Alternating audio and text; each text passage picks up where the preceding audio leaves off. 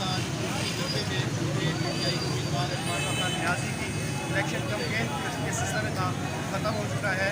جلسہ سے شروعات کی بھی میں نے جیسا کہ تیاریوں سے متعلق میں آپ کو اپڈیٹ کیا اور کنٹینر سے جلسہ گاہ کی اندر کی صورتحال جب جلسہ گاہ بھر چکی تھی تب بھی میں نے آپ کو آگاہ کیا.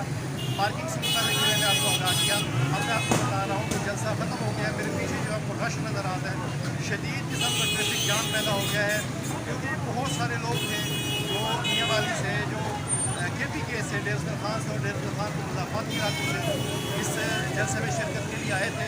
اور آپ دیکھ سکتے ہیں اس اتنے رش کو, یہ وہ رش ہے جو اس جلسے میں شریک تھا.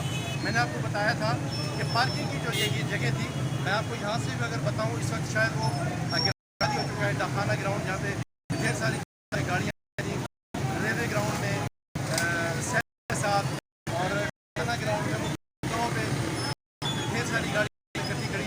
اب آپ اسی طرح سے ہمیں ہمارا دکھائے گا کہ کتنا رش ہے.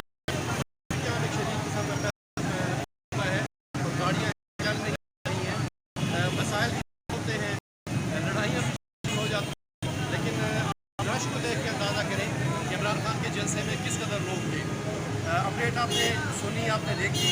جلسہ سے شروعات سے لے کر جلسہ کے اختتام تک کی ہم آپ کو اپڈیٹ دی ہے. اس وقت عمران خان جلسہ ختم کر کے لیا کے لیے روانہ ہو چکے ہیں, جہاں وہ چوک اعظم میں وہ اپنے انتخابی جلسے سے خطاب کریں گے. السلام علیکم.